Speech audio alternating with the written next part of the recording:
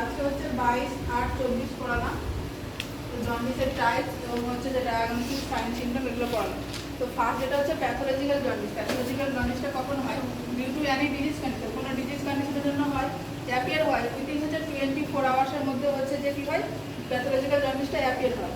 এখানে কী হয়, rising bilirubin লেভেলটা কত হয়, 5 mg পার ডিএল থেকে বেশি হয় পার, বা হচ্ছে আর কি হয় যে 0.2 mg পার ডিএল পার আওয়ারলি কী হয়, ইনক্রিজ হয়।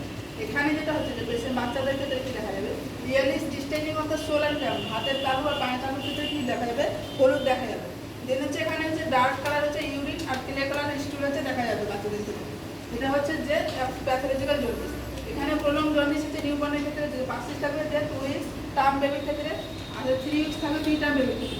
এবং কজেস অফ হচ্ছে আনকনজুগেটেড বিলিরুবিন। কজেসগুলো হচ্ছে যে ফার্স্ট যেটা হচ্ছে যে হেমোলাইসিস। হেমোলাইসিস মানে হচ্ছে যেখানে আরবিসি ভাঙছে, আরবিসি ভাঙলে হচ্ছে যে বিলিরুবিন উৎপন্নটা বাড়ছে বেশি। এখানে এটা সব থেকে মোস্ট কমন কজ হচ্ছে হেমোলাইসিসটা। তারপরে এবি ইনকমপ্লিটিভিটি, তারপরে G6PD ডেফিসিয়েন্সি করে হয়, সেপসিস যখন হচ্ছে বাচ্চাদের ইনফেকশন হয়, বা হচ্ছে যে সেফালো হেমাটোমা, যে নর্মাল ডেলিভারির সময় হচ্ছে যে বাচ্চাদের যখন হচ্ছে যে হেড ইঞ্জুরি হয় বা কোনো সময় হচ্ছে যে সেফালো হেমাটোমা দেয়, সেক্ষেত্রে দেখা যায় জন্ডিস। কমপ্লিকেশন হিসেবে একটা লিখেছি, যেমন হচ্ছে কার্নিক ক্র্যাশ আছে বা হচ্ছে যে বিলিরুবিন এনসেফালোপ্যাথি। এটা কি হয় যে বিলিরুবিন ইনডিউস নিউরোলজিক্যাল ড্যামেজ। এটা হচ্ছে যে বিলিরুবিন ইনডিউস হচ্ছে নিউরোলজিক্যাল ড্যামেজ দেখা যায়।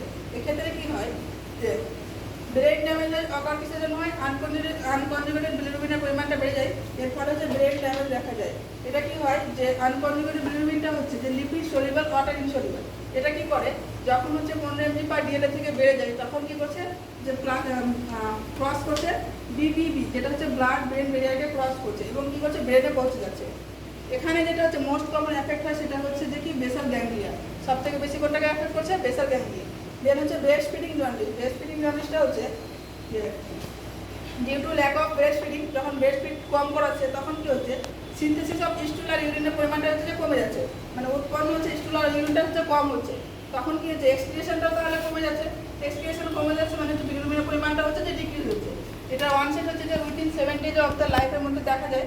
ট্রিটমেন্ট এখানে যে মাকে বলতে হবে যে বাচ্চাকে বারবার খাওয়াবে, এটা এখানে সব থেকে ভালো ট্রিটমেন্ট যেটা হচ্ছে প্রমোটেড ব্রেস্ট ফিডিং। এর হচ্ছে ব্রেস্ট মিল্ক জন্ডিস। এখানে বললাম ব্রেস্ট ফিডিং জন্ডিস, এখানে হচ্ছে ব্রেস্ট মিল্ক জন্ডিস। এটা কিসের জন্য হয়, সাম কন্টেন্টস প্রেজেন্ট থাকে ব্রেস্ট মিল্কের মধ্যে, যেমন হচ্ছে যে পেরেন্টোনিডল। এটা কি হচ্ছে যে ডিক্রিজ করছে অ্যাক্টিভিটি অফ দ্য হচ্ছে যে এনজাইমটা আছে আমাদের লিভার এনজাইম সিক্রেট করে, এটা ইউডিপি জিডি এনজাইম, সেটা হচ্ছে যে পরিমাণটা যখন কমে যায় তখন হচ্ছে যে আনকনজুগেটেড বিলিরুবিনটা বেড়ে যায়। আর একটা হচ্ছে যে বিটা গ্লুকুরোনাইডেজ। এটা হচ্ছে যে রিকনজুগেশন অফ বিলিরুবিন। এখানে হচ্ছে কনজুগেটেড কনভার্ট করে, যে রিকনজুগেটেড বিলিরুবিনটাকে কি করছে, যে কনজুগেটে কনভার্ট করছে বিলিরুবিনটাকে। এর ফলে কি হচ্ছে যে আনকনজুগেটেড বিলিরুবিনটা বেড়ে যাচ্ছে। আনকনজুগেটেড বিলিরুবিন পারলে হচ্ছে যে বিলিরুবিনের নর্মাল লেভেলটা বাড়ছে।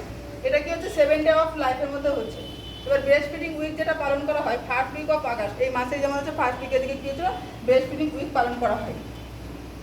এবার হচ্ছে যে সাইন সিমটম, যে বিলিরুবিনটা হচ্ছে এগুলো বাড়ছে, পেশেন্ট এখানে কী কী সাইন সিমটম দেখা যাবে। ফার্স্ট দেখা যাবে যেটা হচ্ছে ইয়েলিশ ডিসকালারেশন অফ স্কিন, যে ফার্স্টে যে স্টেরাতে দেখা যাবে। এটা হচ্ছে ব্ল্যাক পার্সনের ক্ষেত্রে হচ্ছে হার্ট প্যালেটে চেক করতে হবে। আর হচ্ছে এক্সরেতে আর সাইন সিমটম যেগুলো দেখা যাবে, লেথার্জি হবে, হেপাটোমেগালি হবে, কারণ এখানে হচ্ছে যে বিলিরুবিনের পরিমাণটা বাড়তে থাকছে। পোর ব্রেস্ট ফিডিং হচ্ছে। আর হচ্ছে যে আগে একটা যে কমপ্লিকেশন বললাম কার্নিক ক্র্যাশ, সাইন সিমটম দেখা যাবে। ডায়াগনোসিসের ক্ষেত্রে হচ্ছে যে ফিজিক্যাল এক্সামিনেশন করা হবে। বাচ্চাদের ক্ষেত্রে হচ্ছে ফিজিক্যাল হেড টু ফুট যদি এক্সামিনেশন করা হয় তাহলে হলো ডিসকালেশন অফ স্কিনটা কিছু চেক করা হবে।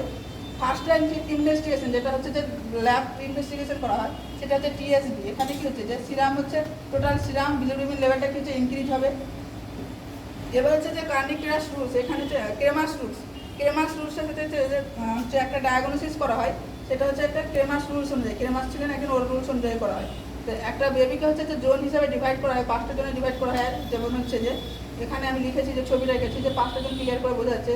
এখানে ফার্স্ট 1 দিয়েছি, যেখানে 2 দিয়েছি, 3 হচ্ছে 4 5 এরকম করে 5টা জনে ডিভাইড করেছি। এবার কোথায় কত বিলিরুবিন পারলে কতটা কি সাইন সিমটম দেখা যাবে সেগুলো হচ্ছে যে এখানে লিখেছি। ফার্স্ট যেটা ক্রেমাস রুলস হচ্ছে যে জন্ডিস কী করছে যে টপ টু বটম, মানে যে উপর থেকে নিচের দিকে কী হচ্ছে যে রেডিয়েটেড হবে সাইন সিমটমগুলো।